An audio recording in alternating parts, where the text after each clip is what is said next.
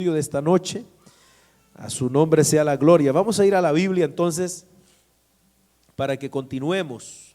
Vamos a continuar nuestro estudio del libro del Apocalipsis. Gloria a Dios. Dicen amén cuando estén ahí, hermano. Libro del Apocalipsis, y vamos a estar en el capítulo 6. Gloria a Dios. Ahí mismo, ya hoy, con la ayuda del Señor, pues vamos a tratar de terminar, hermano, el capítulo 6, y esperamos, verdad, que el Señor pues nos siga ayudando, nos siga iluminando para que podamos aprender siempre de su palabra. Así que Dios bendiga, verdad, los que llegaron ahorita de último. Gloria al Señor. Vamos a la Biblia entonces, y dice ahí Apocalipsis capítulo 6, versículo 15 al 17. Vamos a tocar esos últimos versículos que no tocamos el martes pasado. ¿Estamos ahí, hermano? Dice la Biblia: para la gloria del Padre, y del Hijo, y del Espíritu Santo. Dice así: y los reyes de la tierra, y los grandes, y los ricos, los capitanes, los poderosos, y todo siervo, y todo libre, se escondieron en las cuevas y entre las peñas de los montes, y decían a los montes y a las peñas: caed sobre nosotros y escondednos del rostro de aquel que está sentado sobre el trono y de la ira del Cordero, porque el gran día de su ira ha llegado, y ¿quién podrá sostenerse en pie? Amén. Hasta ahí, hermano. Padre, gracias te damos en el nombre de Jesús. En tus manos ponemos el estudio de tu palabra. Glorifícate, Señor, en una manera especial. Danos, Dios mío, de esa sabiduría del cielo, y permite, Señor, que nuestros corazones puedan recibir tu palabra en esta noche. En el nombre de Jesús, amén y amén. A su nombre. Gloria a Dios. Tome su lugar, hermano. Como dijimos el martes pasado, pues queremos ir paso por paso estudiando versículo por versículo este libro, que bueno, yo sé que pues hay algunos, verdad, que no han estado desde que comenzamos el libro, pero así brevemente pues hago un pequeño recordatorio. Estamos estudiando el libro del Apocalipsis, y bueno, ya los que comenzamos desde el principio sabemos lo que significa la palabra Apocalipsis. Algunos de los que comenzaron con los estudios se recuerda qué significa la palabra Apocalipsis. Revelación. Simple y sencillamente eso es lo que significa Apocalipsis, revelación. De hecho, en las Biblias en inglés así es que se llama el libro, Revelation. Y dijimos que la palabra es una palabra griega, el Apocalipsis, una palabra griega, y literalmente significa el acto de quitar un velo. Así como cuando se va a mostrar un auto nuevo, una obra de arte, ustedes han visto que se le pone una sábana encima a la pintura o a la estatua o lo que sea, o al carro, y entonces a la hora de que todo el público está expectante a ver qué es lo que van a mostrar, entonces le jalan la cobija o la sábana y queda expuesto lo que está detrás del velo. Eso es literalmente lo que significa la palabra Apocalipsis. Es decir, es como una cortina que se corre para revelarnos algo. Por eso es que yo le he titulado a estos estudios que estamos teniendo en el libro, lo que hay detrás del velo, porque eso es lo que Dios quiere enseñarnos con la lectura del libro. Siempre dijimos desde el principio, Apocalipsis ha sido considerado como un libro muy difícil, a lo mejor difícil de explicar o de entender, y por esa razón pienso que muchos dentro de la iglesia pues no le han prestado la atención que este libro necesita, porque cuando nosotros ya ahorita que hemos venido estudiándolo vemos las grandes bendiciones que trae para nosotros conocer lo que Dios reveló aquí, hermano. Acuérdese, el libro trae una triple bienaventuranza. El versículo 3, capítulo 1, verso 3, nos dice que es bienaventurado el que lee, el que oye y los que guardan las cosas que están escritas en este libro. O sea que este libro fue escrito ¿para qué? Para ser leído. Y por supuesto el libro fue en primer lugar escrito ¿para quién? Para la iglesia del primer siglo, para los cristianos que vivieron en los tiempos del apóstol Juan, que es quien escribe este libro. El apóstol Juan, el mismo que escribe el evangelio de Juan, la primera, la segunda y la tercera de Juan, es el mismo que escribe este libro. Y en primer lugar vimos que estaba dirigido para esos hermanos, pero a la vez está dirigido también para generaciones que iban a venir después, porque acuérdense que mayormente el Apocalipsis es un libro profético, es decir, casi todo el libro aún no se ha cumplido, y la parte donde nos encontramos ahorita hemos comenzado esa parte que está por cumplirse. ¿Cuál parte se ha cumplido del libro del Apocalipsis, hermanos, los que han estado siguiendo los estudios? ¿Hasta dónde? ¿Se acuerdan? Acuérdense que en el versículo 19, capítulo 1, versículo 19 del libro, hallamos un bosquejo bien establecido y dice el Señor a Juan que escriba las cosas que has visto, las cosas que son y las cosas que han de ser después. Esas tres, digamos, son tres divisiones principales en las que se divide el libro: las cosas que has visto, las cosas que son y las que han de ser. Ya nosotros examinamos las cosas que Juan había visto. ¿A qué se refiere eso? Al capítulo 1, donde Juan ve al Cristo glorificado. ¿Se acuerdan? Ese Cristo poderoso, no al Cristo que nos presentan aquí en la tierra, clavado en una pared, con la cara, hermano, de tristeza y de angustia, no a ese Cristo flaco, debilucho, que presentan los cuadros, hermano, de los pintores, no, sino al Cristo glorioso, al que está allá en el cielo, hermano, al que tiene ojos como llama de fuego, al que tiene los pies semejantes al bronce bruñido, al que tiene su rostro que resplandece como un sol. Es el capítulo 1. Y luego el capítulo 2 y el capítulo 3 nos habla de las cosas que son, es decir, el tiempo que abarca desde, amados hermanos, el establecimiento de la iglesia prácticamente hasta el día en que nosotros estamos viviendo.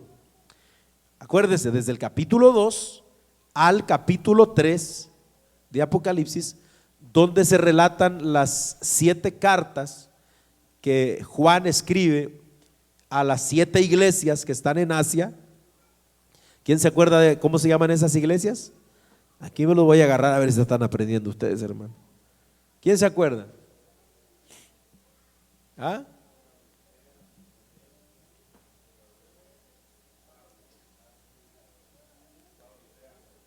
Amén. Son 7, ¿verdad? 7 iglesias que están allí, comenzando por Éfeso, terminando con la Odisea, ¿verdad? Y ahí están todas ellas. Entonces, vemos, hermano, que el capítulo 2 y el capítulo 3 hablan de esas cartas, y esas cartas, o todos esos 2 capítulos, se refieren a la historia desde que comenzó la iglesia hasta el día en que vivimos hoy. Es decir, nosotros estamos dentro de esos, digamos, capítulos 2 y 3, es decir, la historia de la iglesia. Acuérdese que cada una de las iglesias, por ejemplo, Éfeso representaba la iglesia primitiva, los primeros 100 años. Éfeso, Esmirna, representaba ¿qué? a los siguientes 200 años, 200 al 300, y representaba esa iglesia perseguida, las persecuciones del Imperio Romano con la iglesia. Luego viene Pérgamo, luego viene, hermanos, Sardis, y luego viene Tiatira, perdón, luego Sardis. Y todas esas iglesias representan un periodo de tiempo que ha sucedido dentro de la iglesia cristiana. Acuérdense, la iglesia digamos de Filadelfia, acuérdense que representaba más o menos en el año 1700 al 1900, cuando comenzó la expansión de las misiones. Esa iglesia Filadelfia, que Dios le puso una puerta abierta, en el capítulo 3 le puso una puerta abierta. ¿Para qué? Para que fuera y predicara el evangelio. Ahora, desde 1900 aproximadamente hasta hoy, se cree entonces, hermano, que estamos viviendo el periodo de la época de la iglesia de la Odisea. Ese periodo de la iglesia apóstata, es decir, de la iglesia mundana, de la iglesia mezclada, de la iglesia rebelde, de la iglesia que ha sacado a Dios de sus vidas, hermano. ¿Se acuerdan cómo le dice en Apocalipsis 3:20 el Señor a la iglesia de la Odisea? ¿Se acuerdan cómo le dice? He aquí, yo estoy a la puerta y llamo. Si alguno oye mi voz y abre la puerta, entraré a él, cenaré con él y él conmigo. ¿Qué quiere decir eso, que Jesús esté a la puerta de la iglesia? Que lo han echado para afuera. Y eso es exactamente lo que está pasando en estos días, hermano. O sea, hay un montón de iglesias, hay un montón de pastores, de predicadores, de maestros, pero el problema es que Cristo en la mayoría de los casos no está dentro de la iglesia. Escuche, y usted ve, por ejemplo, todos los escándalos y estos problemas que surgen hoy dentro de la iglesia, hermano, son una señal clara de que la iglesia en estos días, mayormente en estos días, la mayoría está caminando sin Jesucristo. Mire, esta semana pasada se cerró la iglesia aquí en Dallas, una iglesia que se llama Hillsong Church, aquí en Dallas, una de las más grandes de Dallas y del país. ¿Por qué se cerró? Bueno, porque el pastor y su esposa estaban, como quien dice, comiéndose el dinero de la iglesia, y se daban su vida de lujo, se daban, hermanos, sus banquetes, se pasaban, se vestían de la mejor ropa, iban a los mejores restaurantes, hasta que los descubrieron. La iglesia se cansó y lo denunciaron. Ahora se ha cerrado la iglesia. Usted ve una iglesia enorme, pero claro, es una iglesia mundana. ¿Qué queremos decir con una iglesia mundana? Que esa gente no tienen a Cristo morando en ellos, hermano. Y lo que enseñan en esa iglesia no es el evangelio, es, hermano, una vida de codicia, de prosperidad material y material y material y material y material. Lo mismo sucedió con la misma iglesia, pero en Nueva York, Hillsong Church, allá en Nueva York. ¿Qué pasó con esa iglesia enorme? Bueno, esa todavía está ahí, pero ¿qué pasó con el pastor? Lo sacaron. ¿Por qué? Porque entonces, hermano, el pecado que cometió el pastor, ¿verdad? Al entonces meterse con la otra mujer allí, dentro de la misma iglesia. Y entonces, ¿qué pasa? Todo esto causa un mal, hermano, terrible. ¿Qué significa todo eso? Apostasía. No se diga los falsos maestros, no se diga las falsas enseñanzas, no se diga todo lo que se predica, hermano, digamos, alentando a la manera vana de vivir de las personas. Entonces, estamos en esa época. Eso lo vimos hasta el capítulo 3, para que tengamos en mente dónde vamos. Luego llegamos al capítulo 4, y en el capítulo 4 cambiamos de escenario y vamos de la tierra hasta el cielo. Y en el capítulo 4 se nos presenta el trono de Dios. Juan sube al cielo y es ahí donde todo parece indicar, y la mayoría de los estudiosos están de acuerdo en que es ese momento donde sucede el rapto de la iglesia. Porque ahorita, como están las cosas, en cualquier momento suena la trompeta y la iglesia fiel se va con Cristo, hermano. Nos vamos con Cristo, no me quedo fuera, ¿no? Me estoy dejando afuera yo, hermano. Nos vamos con Cristo, todos. Los que estamos sirviendo a Dios y amamos a Dios y amamos su palabra, nos vamos en cualquier momento. Ok, eso es en el capítulo 4. Juan ve el trono de Dios y ya vimos los seres angelicales que están alrededor del trono de Dios, los 24 ancianos, las multitudes de ángeles. Eso prácticamente nos está, como quien dice, anunciando que el trono de Dios que ve Juan ahí es un trono que está establecido, y dijimos que esa palabra establecido quiere decir que es un trono que está listo para hacer juicio. Escuche, listo para hacer juicio en el capítulo 4. Luego, en el capítulo 5, centramos nuestra atención en un libro que ese que está sentado en el trono tiene en su mano derecha.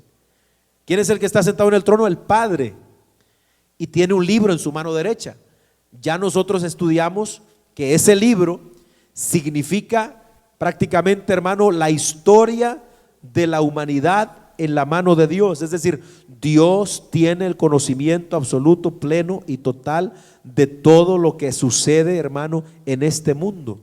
Dios tiene el control de todo y Él tiene un plan con el cual va a desarrollar los eventos que van a venir en un futuro. Y muy posiblemente nosotros podamos ver algunos de esos, hermano.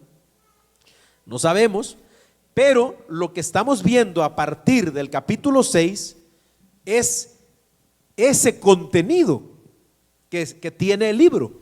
Porque ese libro en la mano del Padre estaba sellado con 7 sellos, ¿se acuerdan? 7 sellos. ¿Y qué hicimos en el capítulo 6? Vemos que el Cordero empieza a abrir los sellos. ¿Por qué el Cordero? Porque en el capítulo 5 se nos dice que nadie podía abrir los sellos, nadie. Y lloraba Juan, y la Biblia dice que se halló uno solo, y ese era el león de la tribu de Judá. ¿Quién es el león de la tribu de Judá? Cristo. ¿Por qué él? Porque él fue el que fue inmolado, porque fue el que entregó su vida por nuestros pecados, por redimir al hombre de su pecado.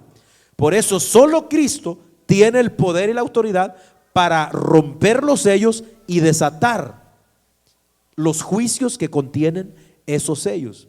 Acuérdese, Jesús ahorita actualmente es un abogado para nosotros los seres humanos. Si una persona ahorita en pecado, cualquier clase de pecado, viene a Dios y le dice: Padre, perdóname, me arrepiento de todos mis pecados. Hay un Cristo que está a la diestra del Padre que dice: Padre, perdónalo, yo morí por sus pecados, por él también derramé mi sangre, Padre, perdónalo. Y el Padre lo recibe. Pero a partir del capítulo 6 vamos a ver que entonces Cristo ya no es ese cordero manso, hermano, en este sentido, porque ahorita es el cordero porque él está ahí para salvar, hermano, dio su vida. Pero a partir del capítulo 6 vemos entonces que viene todo el peso del juicio del Cordero, y es donde estamos ahorita y donde vamos a continuar. En el capítulo 6 se empiezan a abrir los sellos y ya nosotros vimos los primeros 5 sellos. Ahorita estamos en el 6º sello. Amén. Ya vimos que entró el anticristo al mundo. Ya vimos nosotros, hermano, las guerras, las hambres que van a haber. Y por último, el martes pasado vimos el gran terremoto que sacudirá la tierra. Terremoto como nunca antes ha pasado, hermano. Alabado el Señor. Y vimos cómo hay una conmoción, se puede decir cósmica, porque vimos que el planeta Tierra será sacudido. Habrá, hermanos, señales en el cielo. El sol se oscurecerá, la luna se volverá como sangre, y ya explicamos qué es lo que posiblemente puede ser eso: las erupciones volcánicas, el terremoto que causará el movimiento de la tierra y cuánta cosa. Y examinamos algunas de las cosas que han sucedido cuando han sucedido terremotos fuertes actualmente. Y también vimos el peligro en el cual se encuentra el mundo actualmente, digamos en tensión por que en cualquier momento un gran terremoto pueda destruir gran parte, hermano, de la tierra. Así que Eso es lo que nos quedamos observando o mirando el martes pasado. Y ahora aquí mismo en el capítulo 6, en el versículo 15, vemos, hermanos, la reacción de la gente que está morando sobre la tierra en ese momento. Amén. Así que vamos a comenzar ahora aquí el estudio. Amén. No sé si a alguien le quede alguna duda respecto a dónde hemos venido llegando, ¿verdad? Pero vamos a continuar entonces. Estamos en el sexto sello y ahora, hermano, vemos que cuando todas estas cosas de las que he hablado comienzan a suceder, los moradores de la tierra sabrán que esto es un juicio enviado por Dios mismo. Escuche, ellos sabrán que lo que está pasando es de parte de Dios. Ahorita, por ejemplo, cuando sucede un terremoto, cuando hay un tsunami, cuando hay alguna catástrofe, y uno dice como cristiano, bueno, es Dios llamándole la atención a la gente. ¿Qué dice la gente? Ustedes están locos, ya van a empezar con su Dios. Si Dios es amor, si de verdad existe Dios, ¿cómo Dios va a hacer tales cosas y esto y lo otro? Ok, eso lo dice la gente hoy.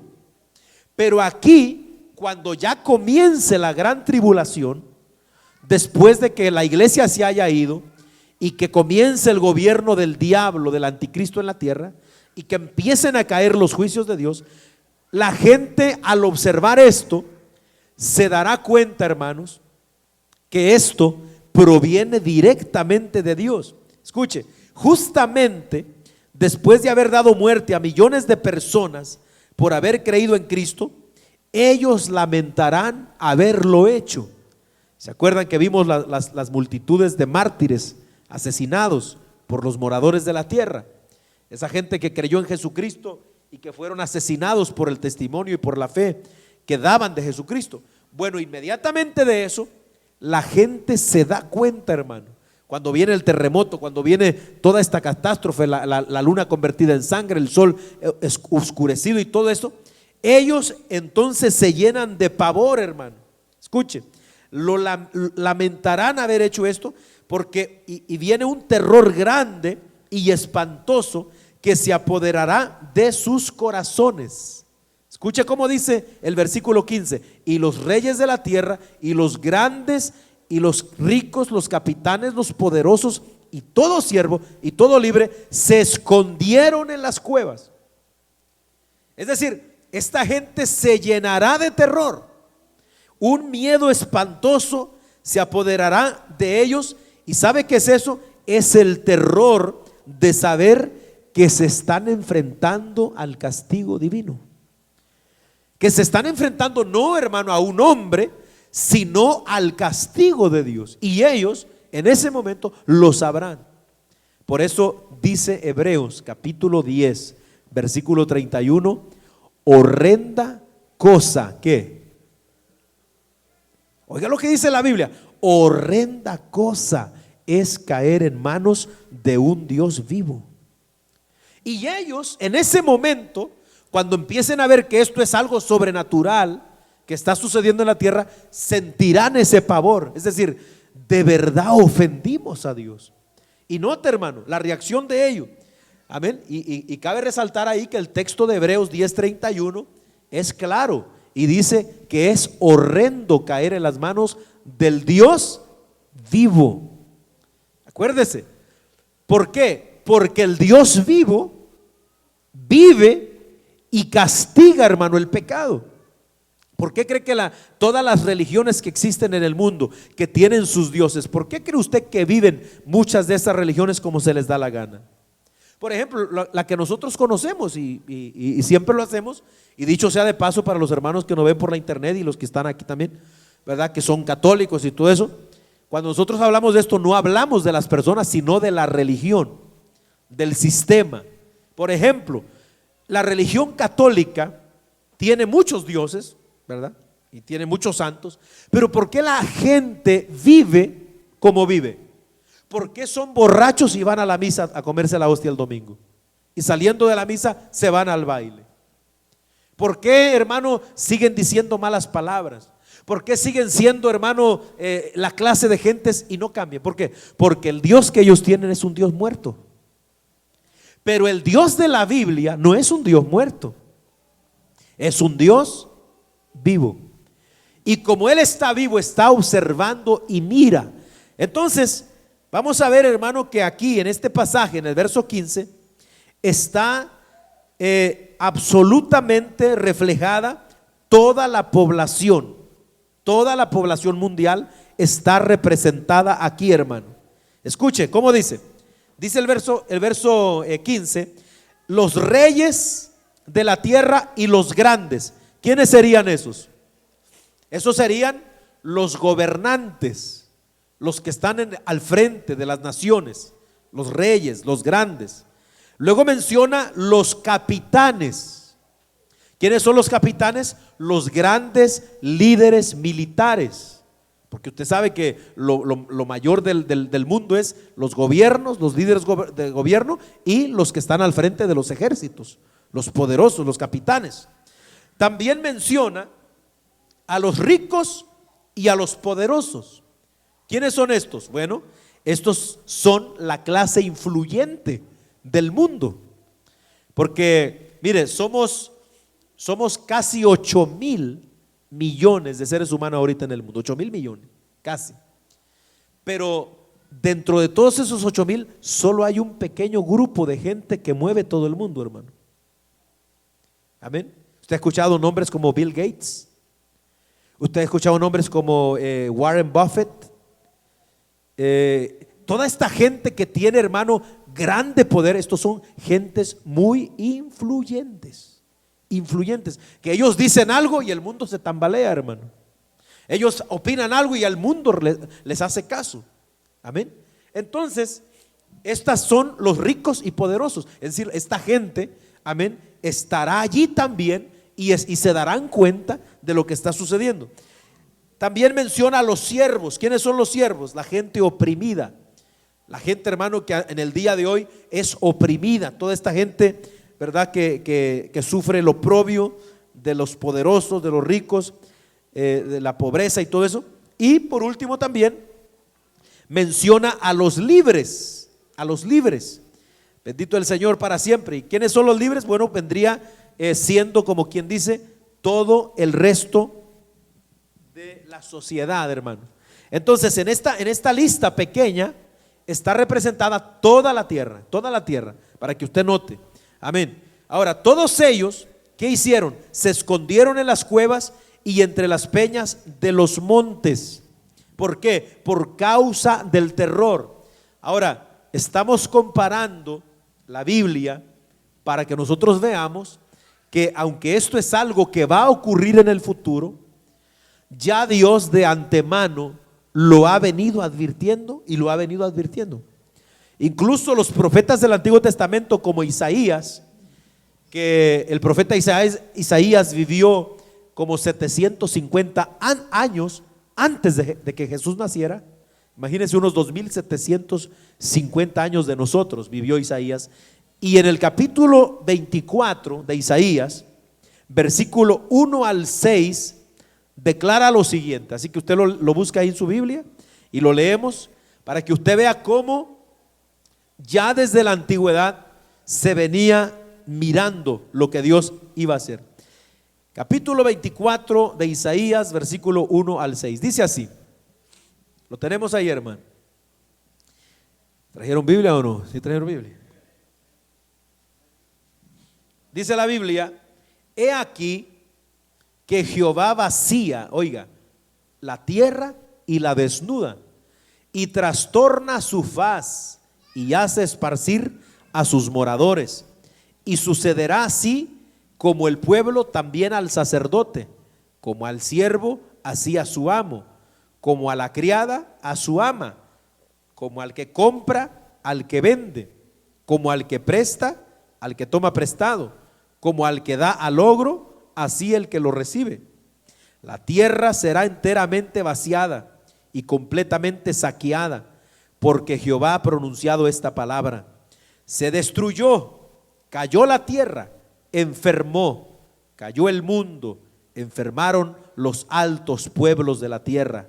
Y la tierra se contaminó bajo sus moradores, porque traspasaron las leyes, ahí está, falsearon el derecho, quebrantaron el pacto sempiterno. Por esta causa la maldición consumió la tierra y sus moradores fueron asolados.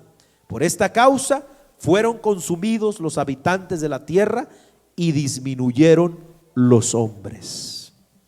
Bendito el nombre del Señor. O sea, es una profecía, hermano, que va a tener su cumplimiento total en los días de la gran tribulación, donde prácticamente la tierra se vaciará, disminuirán los hombres. ¿Por qué? Porque estos juicios de Dios están matando, hermano. Escuche, en este sexto sello estamos viendo que la tercera parte de la tierra, hermano, alabado el nombre del Señor.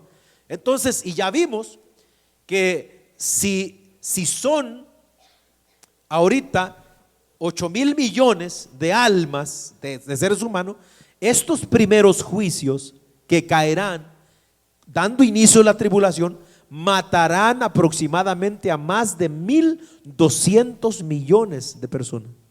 Escuche, por eso el profeta dice: disminuirán los hombres, la tierra, hermano, se tambaleará, la tierra, hermano, óigame, será prácticamente, hermano, vaciada, destruida, enferma.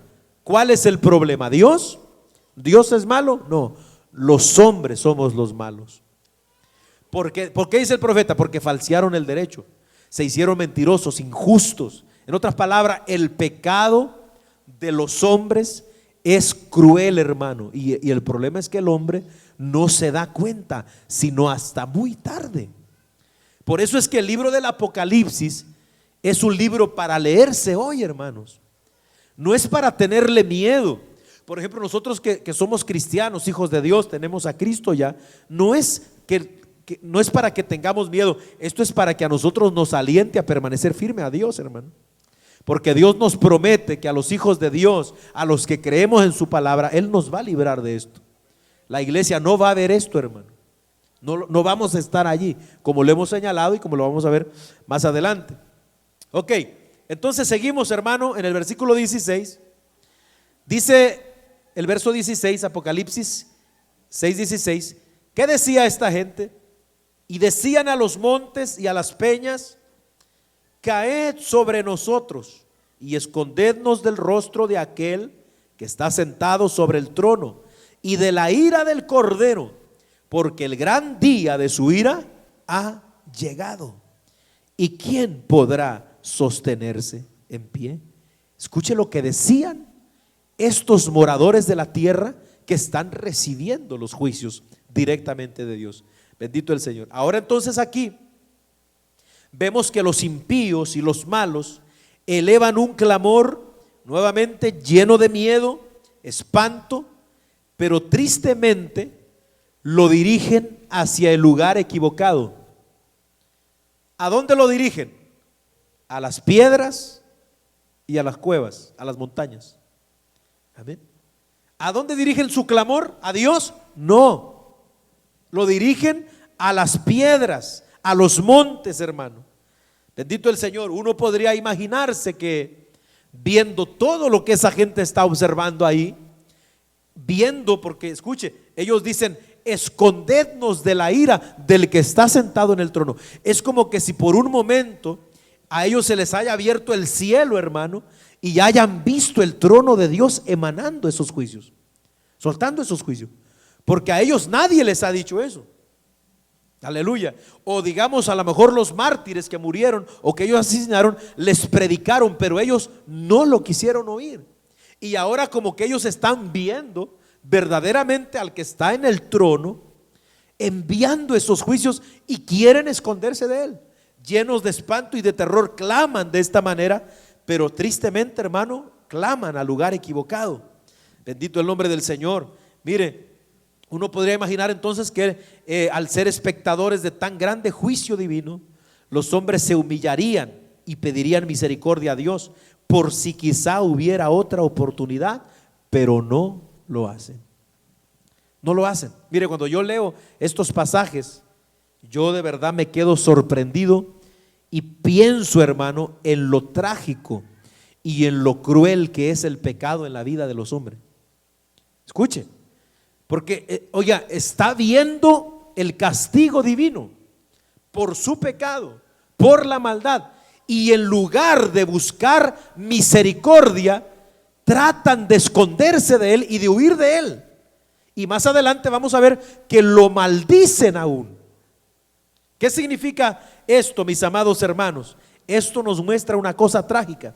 El pecado es tan cruel que endurece de tal manera los corazones de los hombres que mientras ellos más pecan, más rebelión y odio contra el Dios santo se arraiga dentro de sus corazones. Amén. Dentro de ellos. ¿Sabe cuánta gente, hermano, por ejemplo, el día de hoy se enferma, por ejemplo, de enfermedades de transmisión sexual, y salen en las noticias de repente estas historias? Gente que contrajo SIDA por andar metiéndose con uno y con otro, con una y con otra. ¿Y sabe cuánta gente, hermano, sabiendo que está enfermo, sabiendo que tiene este problema, va y contagia a otra gente? Va y transmite el daño. ¿Sabe qué es eso? Eso es la dureza del pecado. Porque la gente viendo una condición fuerte así, como cuando estaba el SIDA, ustedes quizás se recordarán en los años en los cuales el SIDA era una plaga, hermano, incontenible. Hoy en día todavía no hay cura para el SIDA. La gente logra durar mucho tiempo ahora por los tratamientos, pero cuando comenzó el SIDA, por ejemplo, ¿cuántos contagios, hermano?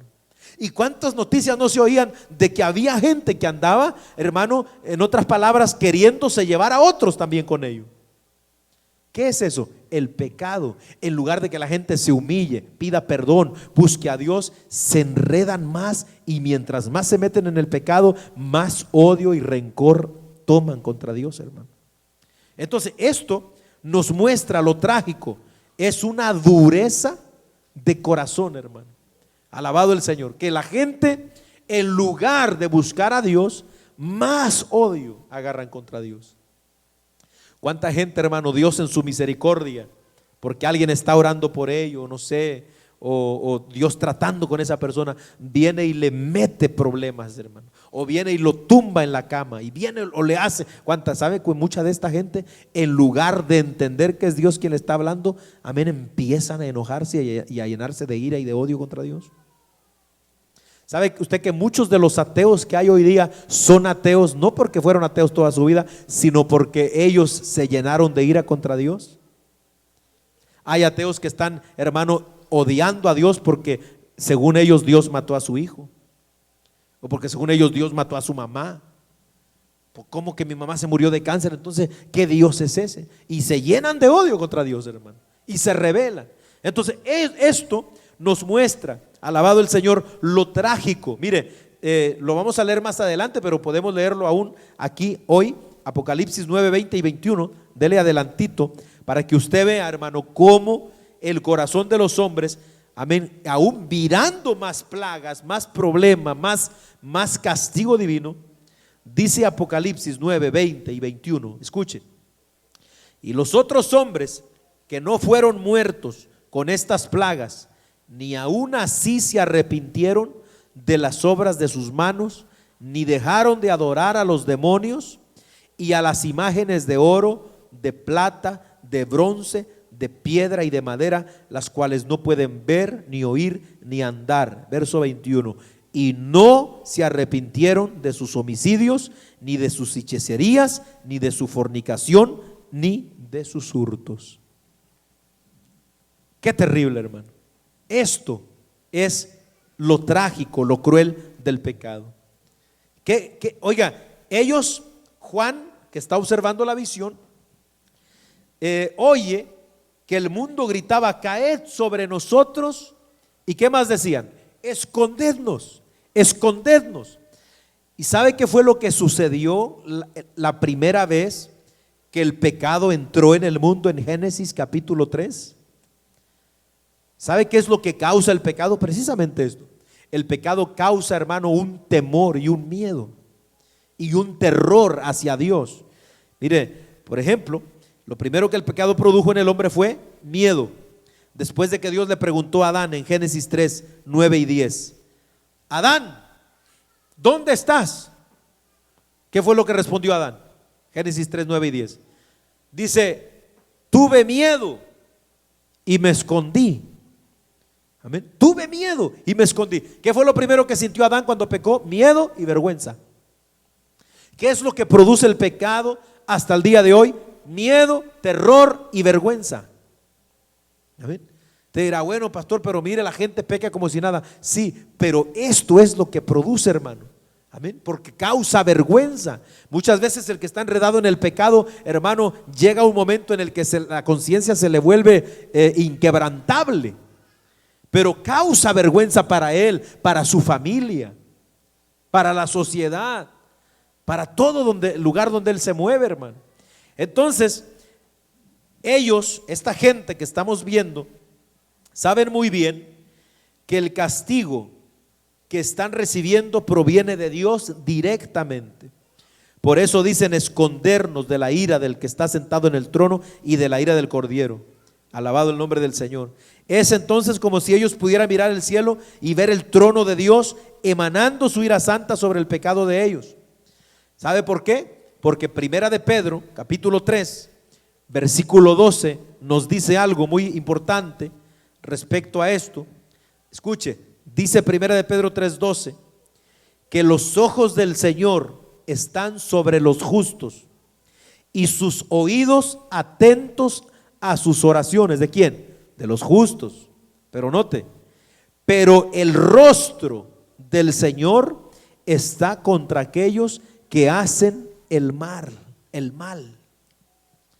Por eso ellos quieren esconderse de la ira del que está sentado en el trono, porque el rostro del Señor está contra los que hacen el mal. Esto que digo, hermano, se oye cruel, se oye feo, pero fíjese, Dios no es movido por ninguna oración necesitada aquí en la tierra, hermano, de cualquier persona.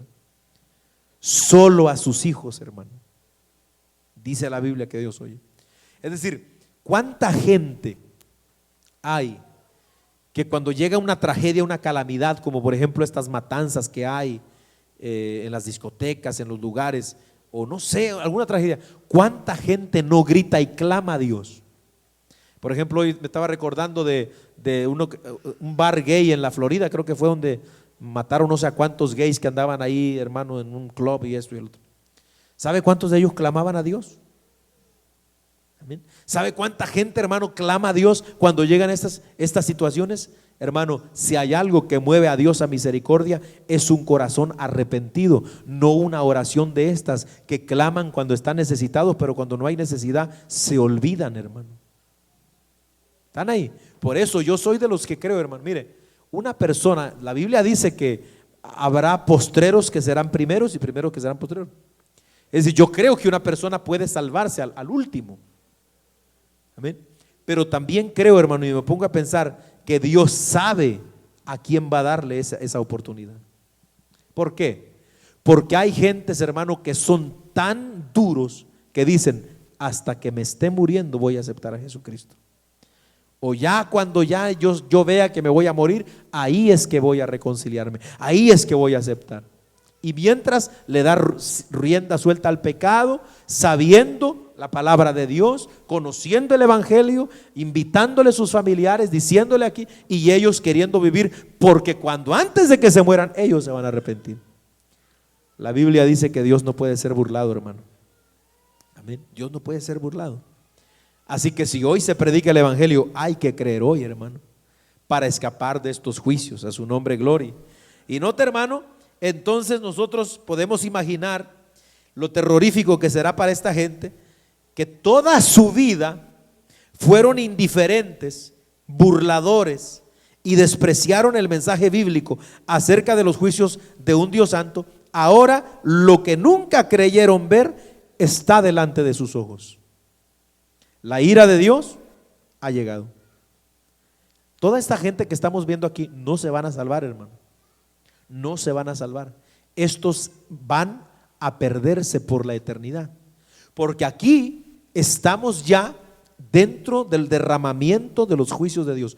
Todas las personas que vamos a leer en el libro del Apocalipsis, que van a morir por los juicios de Dios, por los juicios de las trompetas, por los juicios, hermano, de las copas de la ira, no se van a salvar. ¿Quiénes son los únicos que se van a salvar? Solo los mártires, los que mueran creyendo en Jesucristo, los que acepten a Jesucristo durante la gran tribulación. Pero ¿quiénes van a ser? Gentes que nunca oyeron el evangelio ahorita, gentes que nunca escucharon el evangelio hoy mientras están aquí, hermano, antes de que la iglesia se vaya. Solo ellos. Así que la gente que hoy estamos escuchando, que estamos en una iglesia, que conocemos la Biblia, que tenemos la bendición de estar escuchando la palabra, hermanos, creo con todo mi corazón, por lo que la Biblia enseña, que no habrá otra oportunidad. Así que no hay que dejar para mañana lo que podemos hacer hoy. ¿Cuánto alaban a Dios todavía, hermano? Escuche, hay algunas traducciones bíblicas que cuando dice escondednos de la ira del que está sentado en el trono, hay algunas traducciones que dicen escondednos de la ira de ellos. ¿Por qué? Porque estamos viendo que está el que está sentado en el trono y el Cordero, en referencia a quién, al Padre y al Hijo. Alabado el Señor. Es decir, dando a entender claramente que el Padre y el Hijo son autores conjuntos aquí en estos juicios que estamos viendo. Alabado el Señor. Parece ser algo contradictorio la frase que esta gente usa aquí. Quieren que los esconda de la ira de Dios y también de la ira del Cordero.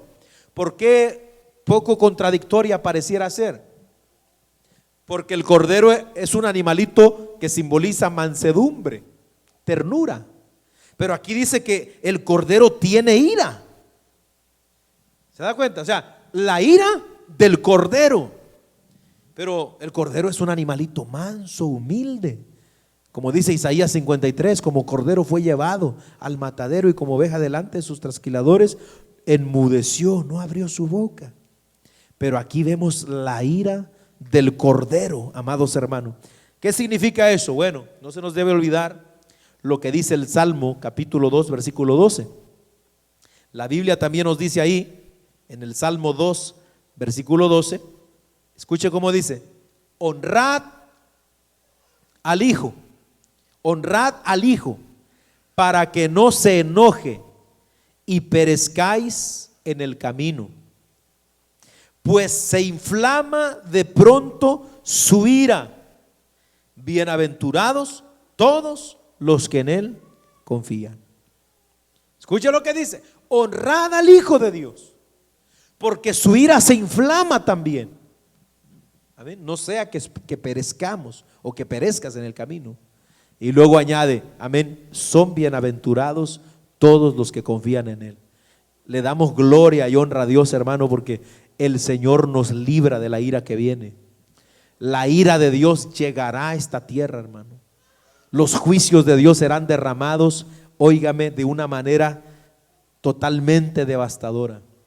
Amén. Y esto que estamos predicando hoy nosotros aquí es para asustar a la gente. No, para que la gente, hermano, se aperciba, para que la gente analice, vea lo que está haciendo con su vida y decida entregar su vida a Jesucristo.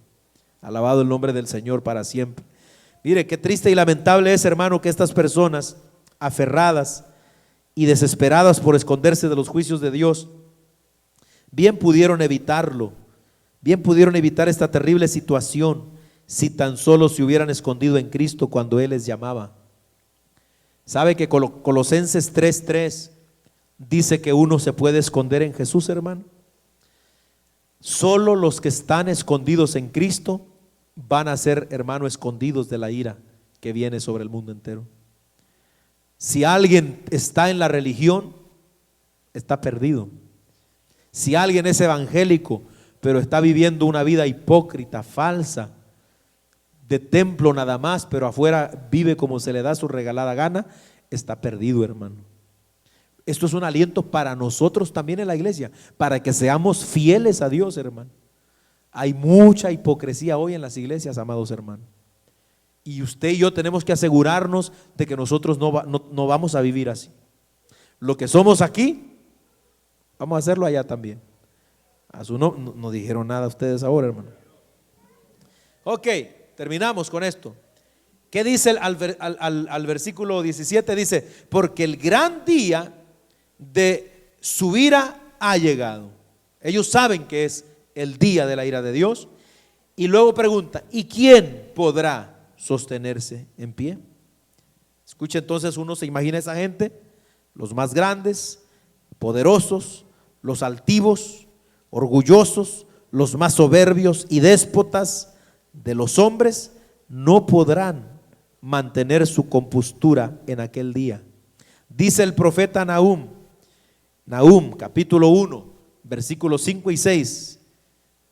Lo leemos ahí, hermano. Nahum 1, 5 y 6. Dice así: los montes tiemblan delante de él y los collados se derriten. La tierra se conmueve a su presencia y el mundo y todos los que en él habitan. ¿Quién permanecerá delante de su ira? ¿Y quién quedará en pie en el ardor de su enojo? Su ira se derrama como fuego y por él se hienden las peñas. ¿Quién? La pregunta es, ¿quién podrá estar en pie? Todas estas gentes no podrán. Alabado el nombre del Señor. Me da tristeza, hermano, cuando veo la altivez y el orgullo, lo déspota que son muchas personas en la vida que ellos llevan.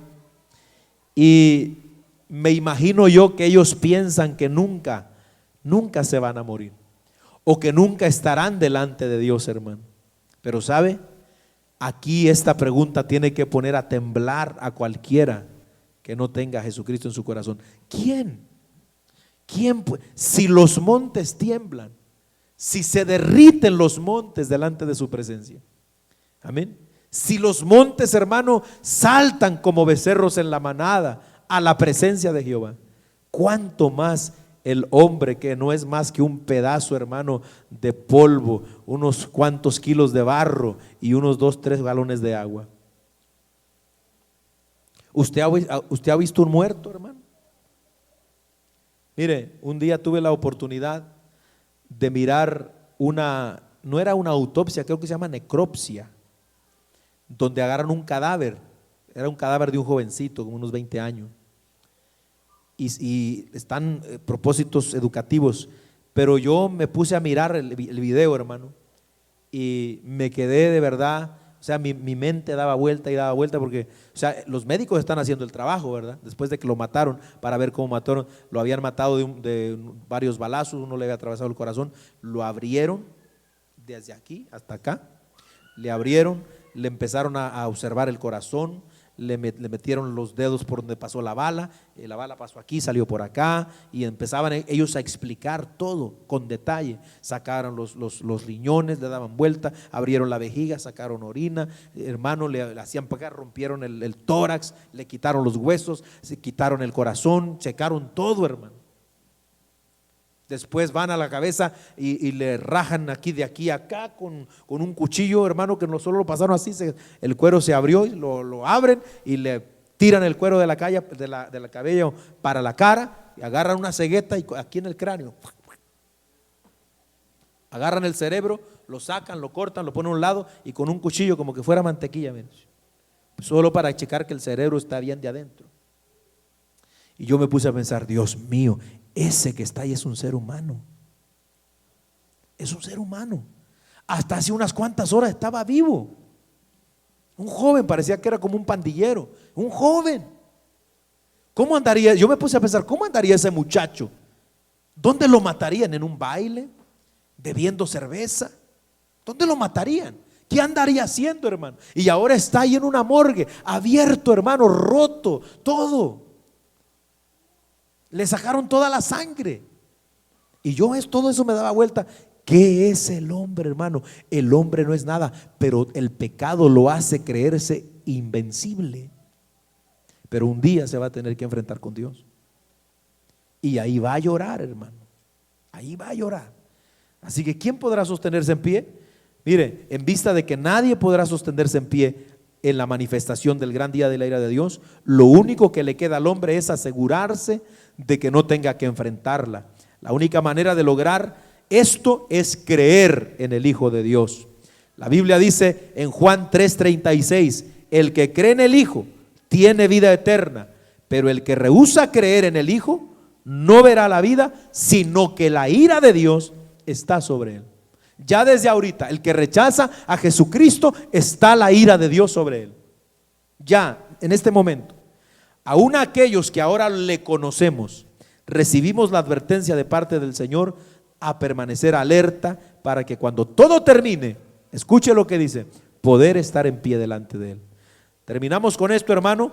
Vamos a leer Lucas 21, 34 al 36, y esta es una advertencia para usted y para mí que estamos aquí en la iglesia.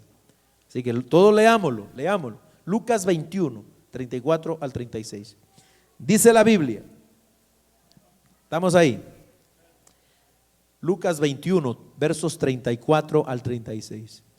Mirad también por vosotros mismos, que vuestros corazones no se carguen de glotonería y embriaguez y de los afanes de esta vida, y venga de repente sobre nosotros aquel día, porque como un lazo vendrá sobre todos los que habitan sobre la faz de toda la tierra.